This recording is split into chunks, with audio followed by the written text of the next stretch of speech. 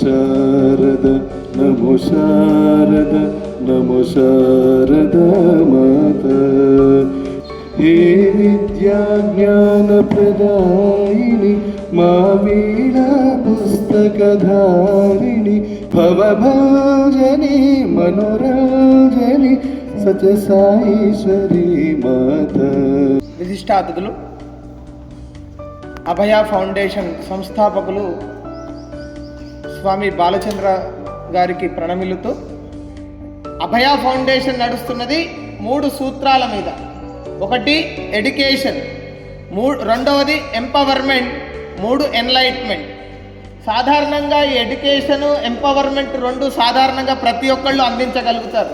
కానీ ఎడ్యుకేషన్ ఎంపవర్మెంట్తో పాటుగా ఎన్లైట్మెంట్, భారతస్య ప్రతిష్ఠేత్వే సంస్కృతం సంస్కృతిస్తదా అని చెప్పి, అంటే మన భారతదేశానికి 2 మూలాలట. ఒకటి సంస్కృతం అయితే 2 సంస్కృతి, మన దేశ కల్చర్. ఆ కల్చర్ మనకు తెలుసుకున్నప్పుడు మాత్రమే, అంటే ఈ 2 తెలిసినప్పుడు మాత్రమే సంస్కారవంతుడు అవుతాడు. కాబట్టి అట్లాంటి సంస్కారాన్ని నేర్పుతూ కూడా చాలామందిని ప్రేరేపితుల్ని చేసి పాఠశాలల వైపు తీసుకువెళ్ళారట స్వామివారు.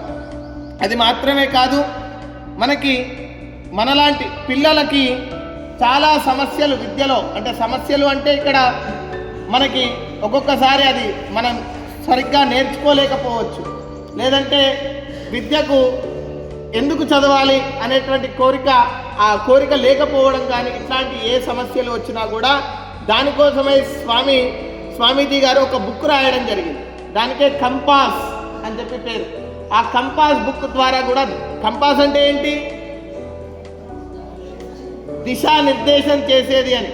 అట్లాగే మన జీవితానికి కూడా, విద్యార్థి జీవితానికి దిశానిర్దేశాన్ని చేసేటువంటి పుస్తకంగా కంపాస్ అనేటువంటి పుస్తకాన్ని కూడా స్వామీజీ రాయడం జరిగింది.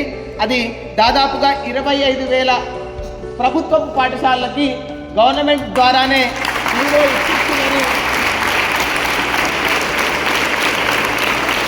పంపిణీ చేయించడం జరిగింది. ఎందుకంటే పిల్లల ఎడ్యుకేషన్ అనేటువంటి, ఎప్పుడైనా కూడా భారతదేశానికి, ఏ దేశానికైనా విద్యా విహీన పశువు అని చెప్పి సంస్కృతంలో ఉక్తి. కాబట్టి విద్య లేనివాడు వింత పశువు. కాబట్టి విద్య యొక్క ఆవశ్యకతను గమనించినటువంటి స్వామీజీ విద్యకి ప్రాధాన్యాన్ని ప్రప్రథమంగా ఇస్తూ ముందుగా ఇట్లాంటి పనులన్నీ కూడా చేస్తూ రావడం జరిగింది. అంటే స్వామీజీ మాటలు వినే ముందు తెలుసుకుంటే బాగుంటుంది అనేటువంటి ఉద్దేశంతో నేను కొన్ని విషయాలు తెలియజేద్దామని చెప్పి నేను అనుకుంటున్నాను.